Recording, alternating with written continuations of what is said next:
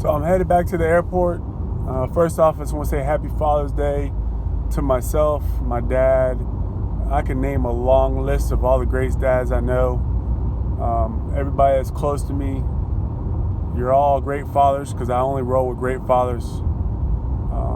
People that have made me even better. That's something I take a lot of pride in, which is being a great dad, just because a lot of the people I know. And I can start naming off names right now, and rightfully so, but unfortunately I probably forget somebody important in that list. So everybody who knows they're a great dad, who's close to me and in my circle, I appreciate you guys. Something we're good at this generation, man. We care about our kids, they come first. But I want to talk about the Cooperstown experience because honestly, I was never big on coming up here. I've been built on competition for Jacob, trying to always sharpen his sword by putting Jacob up against other Jacobs.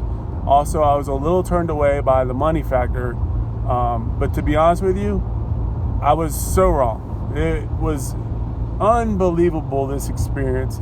I would compare it to Disney World for a 6 or 7 year old. As far as it's magical, it's bigger than you can imagine. And I never had anybody, unfortunately, explain to me that. Nobody could touch the story. I feel like I can because I'm good when I know something to sell it to others, but nobody touched the story for me. But when I got here, it took on its own thing. It was just magical. Just for me, I've been going real hard between work and studying nonstop. That's a whole nother story, but I'm enjoying that process. But to get here and just to drive from the airport to the Cooperstown was about 2.5 hours. The scenery, when the weather was incredible. Oh man, the streams and valleys and hills and I think mountains. Oh man, it was so decompressing. I realized, sorry, I'm clearing my ears because of the elevation. Realized how hard I've been going personally. And it was a good realization, like proud of myself, but also reflection. Jacob was sleeping. I had the music just right and windows were down. I was driving 30 miles an hour in a 45 looking at hills and mountains and everything. It was just amazing. Got to Cooperstown and my GPS said that my hotel was 3/4 of a mile up. Well, I'm like, okay, well this thing's wrong. It took me to the wrong place because I'm in the middle of nowhere. All of a sudden, 3/4 of a mile up, my hotel pops up. I'm like, wow, okay. Well, I must be away from everything. So we kind of swing into the hotel. It's not check-in time yet. So we just swing in to look at it. And then I'm like, okay, I'm going to make a right and go towards Cooperstown where I think the park is. And Jacob's still asleep at this time because we've been flying all night long. So we make a right out of the hotel. And it turns out my hotel was a half mile from the park. So I look over to the right. I'm trying to clear my ears, the elevations get me. I look over to the right and I see this massive complex and you're kind of up on the hill a little and you're overlooking it and I'm like, so catching me off guard, it was like, wow, look at that. I think that made it even more special to me because it caught me off guard. I wasn't expecting to see it. So we tried to go in there and look at it. You couldn't get in early. But we checked in, got in, amazing. Just that was a little small story. First week we played with Team Florida. Jacob had a blast with those guys. Right off the bat, I'm looking for these little signs. Is he gonna gel? Is he gonna have fun? And right off the bat, I saw the signs I needed to see. Those kids treated him so good.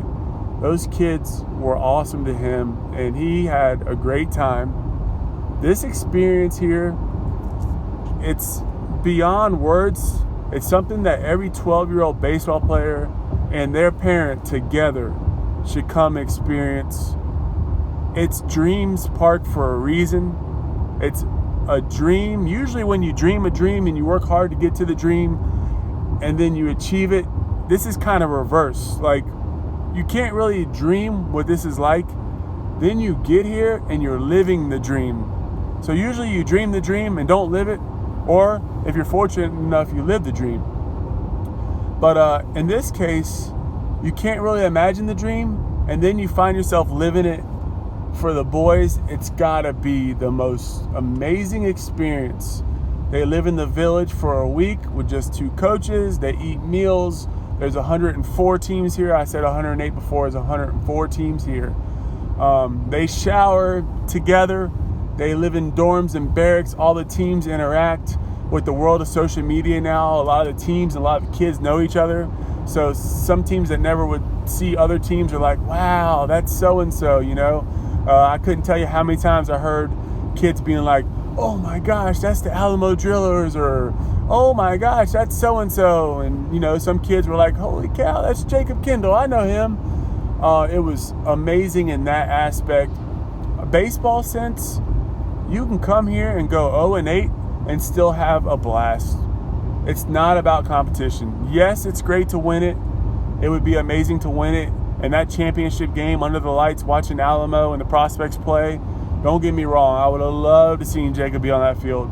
Oh man, you could tell them boys were pumped up. They had tons of people there watching them in the stadium under the lights.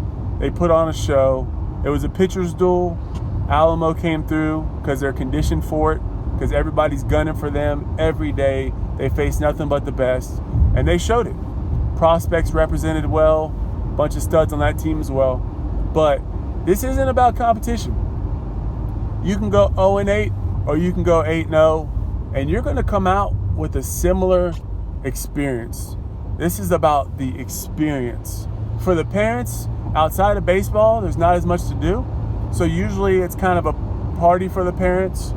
I didn't really get to do much of that because most of the time I was reading, except for the last couple of days, I couldn't seem to get focused enough on reading. So I made sure I just enjoyed the moment, and I'll get back when I get back in a couple of days and get settled in. I'm trying to clear my ears. Jacob, home run derby. Holy cow. Week 1 home run derby. We didn't know we were going to do it. We didn't think we were going to do it. Coach calls me, hey, does Jacob want to do the home run derby for us? I'm like, seriously, coach? Yes. That would be awesome. So Jacob, I'm trying to clear my ears here. Jacob gets a chance to do it week 1. Well, we knew the speed of the ball was going to be slow. But what we didn't know is that the balls were going to be super high at his shoulder and sometimes over his head and have a backspin on it. So it was super slow, super high. You're using their bats, which are way bigger than what he normally uses. You have to hit 2 out of 5 to advance. He hit 1 out of 5. And his first 4 were bad pitches and they were high. He didn't take any. And then his 5th one, he hit out. And you could tell when you know Jacob and you know this setup, you could tell after that 5th one, he was locked in. Like it would have been, he would have hit the next one out more than likely.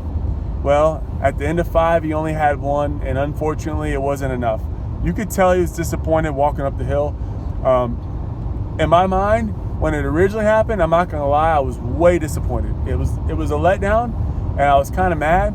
But I knew to be there for Jacob. We're 16 hours from home. Mommy's not here, and I wanted this experience, no matter what, to be nothing but positive. I wish my ears were clear. I wanted this experience, no matter what, to be positive. So when he was coming up the hill, I'd already kind of put myself in a nice mindset. I could read him and tell his disappointment was going to be contingent on how disappointed I was. So I picked him up, man. I was positive. Told him, hey, don't worry about it, big guy. You did awesome. You hit 1 out. Most kids didn't even hit 1 out. I'm proud of you. We walked back to the car to go meet up with Team Florida for some pizza. As we get in the car, I started telling him, what's one thing you could have done different? I knew what the answer was, and I was wondering if he would too. And the answer was, all you needed to do was take 1 bad pitch, or maybe 2, and you're up there, you get 1 more swing, and pretty certain at least 1 more swing was going to go out. If you pass that round, you get to the stadium. So anyways, I'm saying this, and we're going up the hill to leave the park. And as I'm saying this, we look over, windows are down, beautiful night. You can hear the home run derby going. So I'm like, it's kind of a simultaneous. I'm like, Jacob, that 1 inch gets you. And we both look over to the field, home run derby going on. Everybody's cheering, 1,000+ fans packed in. It was perfect timing. Even when it happened, I'm like, wow, I can't believe the timing of that. And for me to tell you guys the story, you really had to be there. And I'm kind of rushed on my story, and I'm trying to drive through mountains, so I can't focus too much on everything. But it was a moment that I will never forget. To see him come back the following week and do what he did. First round, needed 2 out. He was the only one to hit 3 out. So him and 15 others advanced. The other 15 hit 2 out. Because he hit 3 out, he went last. Well, it was pretty cold, so he sat in the dugout for a while. When he got up, the leader had 6 home runs, so he had to hit 7 to win, 6 to tie. There was definitely some tough competition.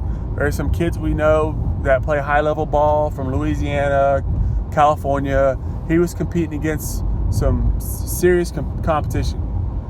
When he got up, when he walked out the dugout to be on deck, I could look at him and tell he was where he needed to be mentally to have a chance. I wasn't so sure he was going to win this thing, but I'm like, he looks loose. He looks confident. He's got his little Jacob swagger to him. He went up there, as you guys all know, hit 7 out of 10 out, and it was one of those moments that I'll remember for a lifetime. I'll probably cry about days from now when it all settles in. Something that we're just so proud as Kendalls, Jeff Kendall, Chrissy Kendall, Clara Kendall, Connie Kendall, Miss Wanda, my dad, Jeff Kendall, got the early Father's Day gift, as such as I did too. Cruzy Bear Kendall, who cried out of excitement. I know Easton and Carter were watching excited. Kylie was at a game at the time doing her thing too, but I know she would be super excited too. It was a special moment for all of us. And the whole time after, Jacob had his little cute smile on his face, his little grin, that humble, happy look he has. His CBC team, his coaches, all the parents. When I look at people and I know they're genuinely happy for me and my family, that means the world, dude. That means the world. And those people, all of them, were genuinely happy. I'll never forget that. It means so much to me. Oh, man, it was special. Guys, if you get a chance to go to Cooperstown, definitely go. I know a lot of my guys that have kids like Jacob who are like me and we're built on competition. You hear about the 200-foot walls and blah, blah, blah, and the competition's weak. That's the truth. But the dream isn't for a kid like Jacob to hit it over 200. The dream is for a kid who's never done it before, and for his parents who've never seen him do it, for them to come to this place and do it together and experience it, and the team and the families. That's the dream. The dream is more than just that, but that's the angle to look at it that we never looked at it. So a lot of kids come here and get their first and sometimes their only home run in their careers. And what better place to do it than Cooperstown Dreams Park? Man, amazing. I hope to be back again with my Easton, my Carter. Me and Carter might stay here for a month. Easton as well if he wants to. It was awesome. Thank you everybody who watched and listened and showed your support. I'm sorry I haven't been as responsive on Facebook. I'm still trying to settle down and process things. I'm about an hour out from the airport. I fly back tonight to go be with the kids. Chrissy's staying with Jacob to finish out this week with his team and finish up the baseball season. So just want to thank everybody, and I'm sure you're going to hear more stories from me over the next week. I got so many to tell for those that care to read or listen. It was an awesome trip, awesome memory for me. Probably for me, just as much memorable as for Jacob. Maybe even more. You know I love this stuff, man. So thank you, everybody. Happy Father's Day to all my fathers. I would start naming you guys out, but that list will get too long. Keep doing what you do. I love you all. Thank you so much.